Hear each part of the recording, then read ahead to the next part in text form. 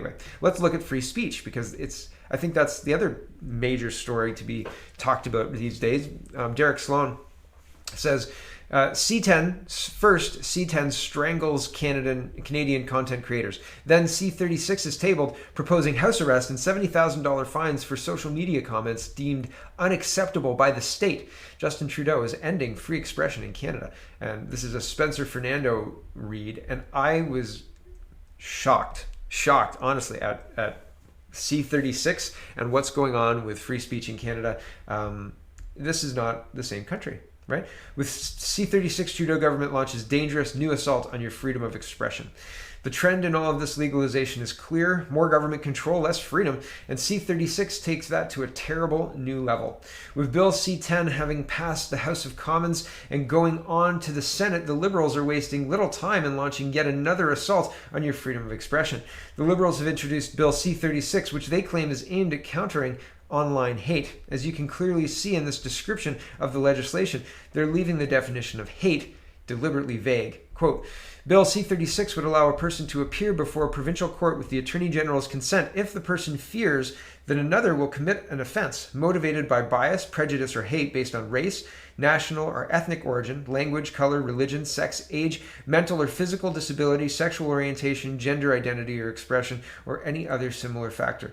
Hate is defined in the bill as the emotion that involves detestation or vilification, and that is stronger than dislike or disdain, but hatred is not incited solely because it discredits, humiliates, hurts, or offends. In addition, the bill would amend the Canadian Human Rights Act to make it a discriminatory practice to communicate hate speech through the internet, where it's likely to foment detestation or vilification of an individual or group of individuals on the basis of a prohibited ground of discrimination. I'm going to show you in just a minute. This sets up the ability to set up tribunals where somebody can say, we think that you're going to do X based on us thinking that. And so because of that, we're going to get you, right? And get you is defined further down in the document. And it's jaw-dropping what's happening. Vague and dangerous. Okay. When it comes to government power and authority, vagueness is dangerous. And consider how vague the idea of the emotion that involves detestation or vilification and that is stronger than dislike or disdain. Interestingly, the dictionary lists disdain as a word related to detest, making the distinction nearly irrelevant.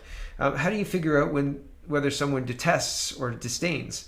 Could someone give a speech in which they say they disdain people from a certain country, yet not say they detest them? Who detests what emotion someone is feeling?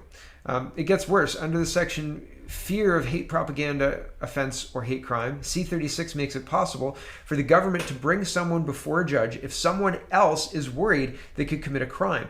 I've included that section below in its entirety because it's essential that all Canadians familiarize ourselves with how dangerous this legislation is. I have to read a lot of this because it's a little bit dense, but I think it's worthwhile. Fear of hate propaganda, offense, or hate crime. A person may, with the Attorney General's consent, lay an information before a provincial court judge if the person fears on reasonable grounds that another person will commit an offense under 318 or subsection 319.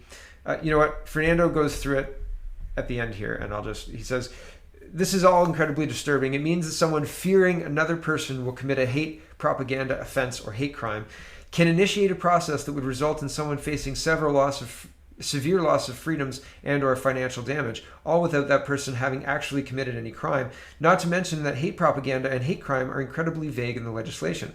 This is the kind of legislation you would expect to see in an anti-democratic communist state that is seeking to create wide pretexts to arrest or punish whoever the government feels has stepped out of line with the official government message. And yeah, they can put you in jail. Let me be more clear here.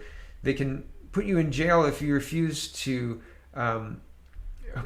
Appearances. The provincial judge who receives information under subsection 1 may cause the parties to appear before the provincial court judge. If the provincial court judge before whom the parties appear is satisfied by the evidence adduced that the informant has reasonable grounds for the fear, the judge may order that the defendant enter into recognizance to keep the peace and be of good behavior for a period of not more than 12 months. However, if the provincial court judge is also satisfied that the defendant was convicted previously of any offense referred to in subsection 1, the judge may order that the defendant enter into recognizance for a period of not more than 2 years. The provincial court judge may commit the defendant to prison. If you refuse to enter the recognizance, the provincial court judge may commit the defendant to prison for a term of not more than 12 months if the defendant fails or refuses to enter into the recognizance. Conditions in recognizance. The provincial court judge may add reasonable conditions to the recognizance that the judge considers desirable to secure good conduct of the defendant, including conditions that require the defendant to wear an electronic monitoring device if the Attorney General makes that request, require the defendant to return and remain at their place of residence at specific times, house arrest, require the defendant to abstain from the consumption of drugs except in accordance with a medical prescription, alcohol, or any other intoxicating substance, require the defendant to provide for the purposes of analysis a sample of bodily substance prescribed by regulation on the demand of a peace officer, require the defendant to provide for the purpose of analysis a sample of bodily substance prescribed by regulations at regular intervals that are specified in a notice in Form 51 served by the defendant. Firearms, they can make you, the provincial court judge shall consider whether it is desirable in the interest of the defendant's safety or that of any other person to prohibit the defendant from possessing any firearms, crossbow, prohibited weapon, restricted weapon, prohibited device, prohibited ammunition, or explosive substance, or all of those things. If the judge decides that it is desirable to do so, the judge shall add that condition to the recognizance and specify the period during which it applies. So if somebody is fearful that you may commit a crime, all they need to do is bring that to a judge, and that's that. Spencer Fernando finishes, with Bill C-10 and now Bill C-36, there can be zero doubt that the Trudeau Liberal government is engaging in an attack on your freedom of expression. They abhor your rights and your ability to think for yourself, and they want to control you and impose a chilling effect on free speech across our nation. Rather than protecting our rights as a government is supposed to do, the Liberals are trying to restrict and attack our rights. Bill C-36 is incredibly dangerous, goes against Canada's values, and must be stopped. Yeah. Yep.